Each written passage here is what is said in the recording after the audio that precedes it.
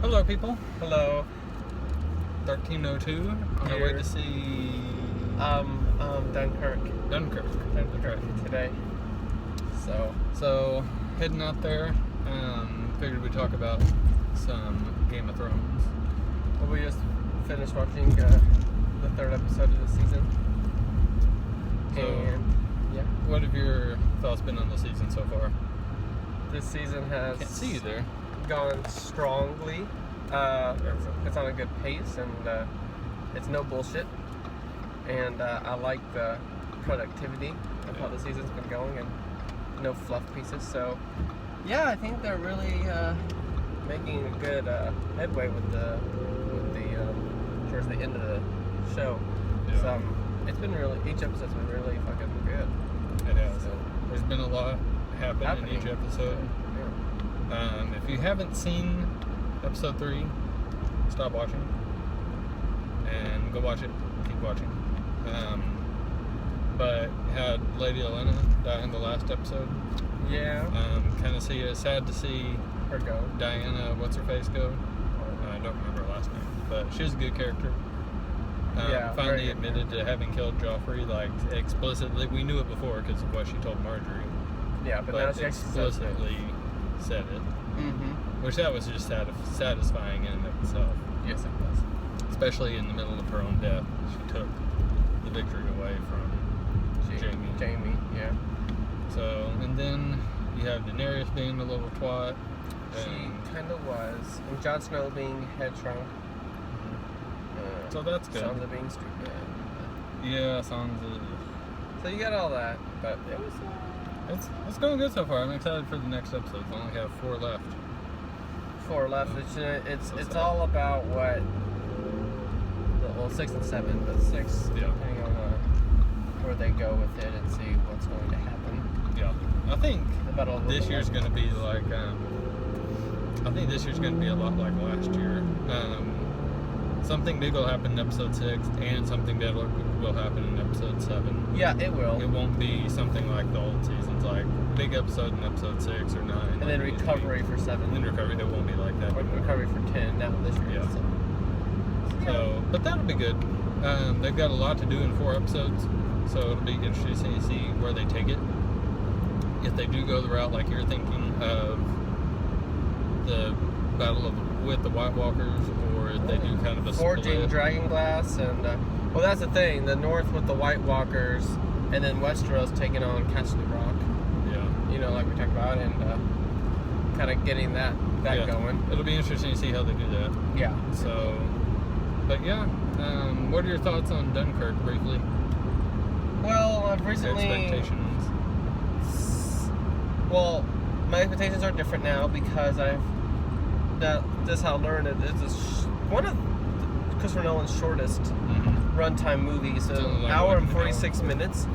So that gives me hope that it's not going to be as much of a drag or dull as a snooze fest like I might have thought, because it's a more condensed timing for a Nolan film, especially. You know, I do enjoy my war movies at times, and I don't know how this one's gonna, how intense or action packed this one's gonna be, but it's got a great cast. Yeah. It'll be interesting to see Harry Styles in a movie. He's in this? Yeah, apparently, and Christopher Nolan didn't even know who Harry Styles was when he casted him.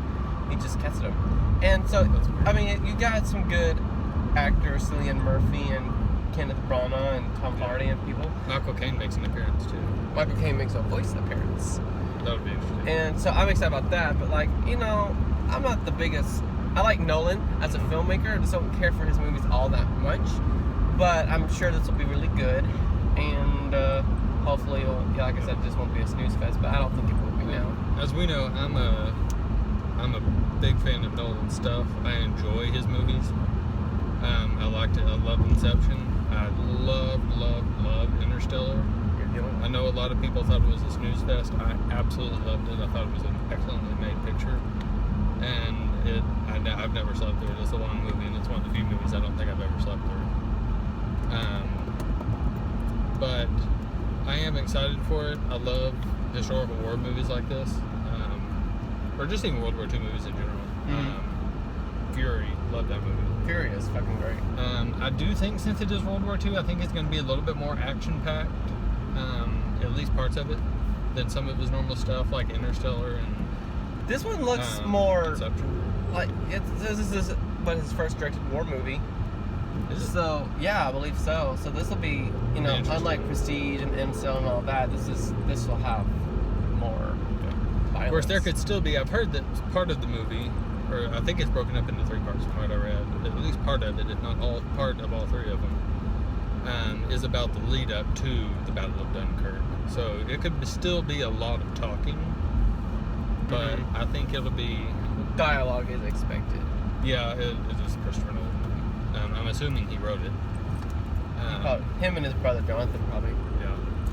So, but I have good expectations. I've heard it's the best movie of the year so far, and one of the first, or if not the first, Oscar potential movie of the year.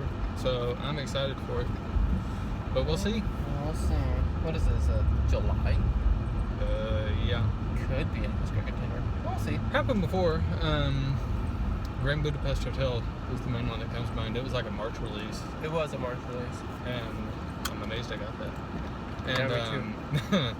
and it got big Oscar. I don't think it won anything major, but it was majorly nominated. What did it win like? It won fucking best, Golden Globes for like ensemble cast, I It think. did, and I think it won costume? an Oscar for screenplay or something like that. Did it? Original screenplay, probably. I think so. So you never know. Oscar movies don't always have to be from August or October to December. There's usually a window to where they're usually like the higher Oscar contenders, but like you said, depending on what the nomination is, anytime, it could fluke to, you know, Suicide Squad got something, and Alice in Wonderland's even gotten something, so it just depends. Honestly, this movie, it doesn't really feel like it should be a summer movie. Like, this feels like a movie that should have been released like October, November. Like it really it is. should be a cold month movie. I was kind of surprised it's already out in summer. I was like, this did not feel like this should have been out. There could be something else coming out in November. Because they could have pushed it up from last November. They could have pushed it up from this November. Yeah. So, and there could have been, if that was the case, either way, there could have been something that would have been competing with they didn't want to. So, you never know.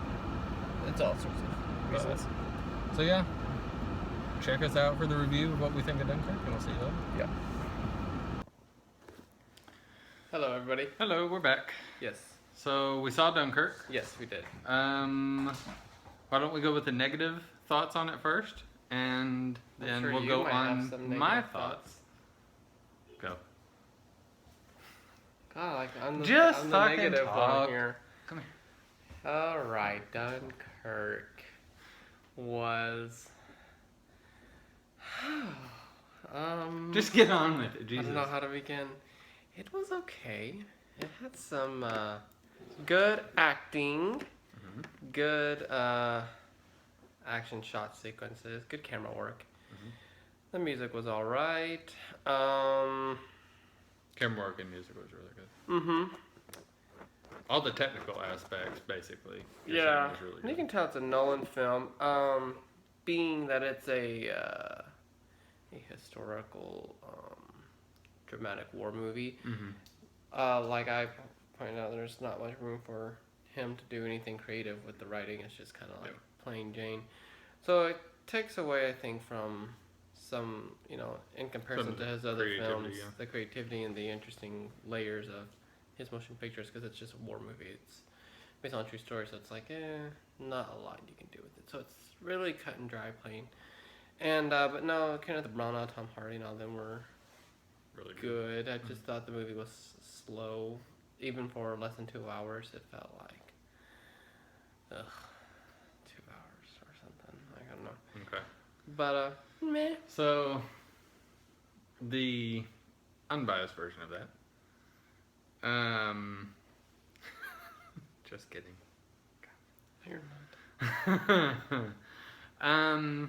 It was good.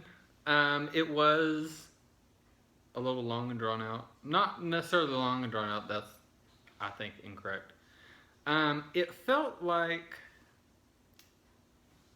I don't know. I kind of sat there watching it and was just like, it drew me in to the story.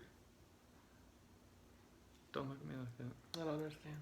Like, it drew me in as like almost as one of the people in the movie. like one of the soldiers that were. And I think that's what they were going for. It gave me the experience, or it gave me the feel of the experience, like I was actually a part of it. Which in turn, which again is what I think they were going for, but which in turn was like, oh, this is never going to end because it's just one thing after another. You're on the beach, they're shooting. You're in a boat, they're shooting. It's drowning. It was constantly one thing after another. It wasn't a very talky movie at all. It wasn't very talkative. No. It it almost felt like a silent film at some points. Almost, yeah. Like There Will Be Blood. And there were some slower parts, of course. But even through all of those slower points, it was still one thing after another. I mean, there was non-stop, like, oh my God, this is never going to end. And I think that's what they were going for. I really do. Trying to get you in the experience of being one of the soldiers and experiencing what they experienced. The exhaustion of it not finishing.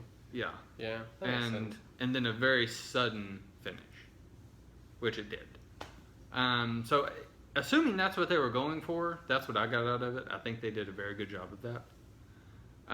It's not going to be for everyone. Not everyone likes World War II type movies. This isn't a Fury-like movie where it's just like action. It's a more realistic, drawn out type thing, like we said. Which that's not everyone's cup of tea. Well, it's also like it takes place on water and the beach shore and the sea, so it's not like a on the ground either. No battlefront. And they're not movie with tanks and all that. It's always boats like and it's all the planes, soldiers and boats bombs. of the British Army fighting mainly planes. Yeah. And planes fighting other planes. So it's not like person to person guerrilla warfare type stuff. Yeah. Which is a very different type of war movie. But I think for what they were going for with what they could do with the material and the history there, I think they accomplished what they were trying to accomplish. Yeah. And I would say it's probably one of the best movies so far this year as a whole. Looking at the technical aspect, how it was made, the acting, everything like that. Is it the most enjoyable movie of the year? Of course not. But you don't watch those movies really to enjoy them like that, you know. It's not, you don't watch them for the action, the adrenaline, nothing like that. So more for the like you were kind of getting hooked into it, like you're feeling like you're one of the soldiers, part of it, and engaged with it, but not like, you know, just completely full blown blockbuster Hollywood type of stuff. So I would recommend going to see it once. If you're not going to see it in theaters, at least VOD it. I think it's worth a watch, at least. So wouldn't you agree? A watch? A watch, yeah. Yeah. And then, you know, for most people, that'll probably be good. It's not a movie I would buy on Blu-ray. Obviously. Yeah, I don't see me watching it. And honestly, I don't know if I would watch it again. I would watch it if someone else hadn't watched it. Yeah. But, and if it were on, you know, HBO or something like that, I might flip it over there. But, like, buying it to, like, oh, I want to watch Dunkirk, I really don't see that. So, some movies are just like that, you know. Not a big deal. A lot of Oscar contenders are actually. They are. Like that, you know. So, and they're really good movies. They are. It's just one of those things that they're not that kind of movie like, oh, I want to watch. A lot of people don't end up buying Blu-rays like those type of like war epic movies. Yeah, that's true. Know, it's one of those that you saw and you're like, okay, I'm good. Yeah. But you don't look back. Yeah. So, but I would definitely recommend going and watch it. See what you like. What's our next movie? Atomic Blonde. Oh yeah. Atomic Blonde. Pretty excited for that. Week. And yeah, then that'll be good. We kind of have a little hiatus for a couple of weeks. After that, for a couple of weeks. And then towards the mid to end of August, we'll kick up with the Hitman's Bodyguard and go on from there. So looking forward to getting more toward that Oscar season. Have some thrillers coming up. Have some more dramas. It. That should be good. Saw the preview for Winston Churchill, I think, or Gary Oldman Winston Churchill movie. So Winston Churchill, The Darkest Hour? Darkest Hour, that's right. That looked pretty good. Yeah. Probably going to be another movie similar to this, but we'll see. As far as being like a... or that or King's Speech. I'd say it's probably going to end up being a lot like and that. Yeah, it looks a little bit more like King's Speech. So, yeah, some good movies coming up. But yeah, subscribe somewhere Yes. down here. I never can remember what side it's on. I don't know. But So, you'll see it. and check us out on Facebook and Instagram. Instagram. Yeah. That's right.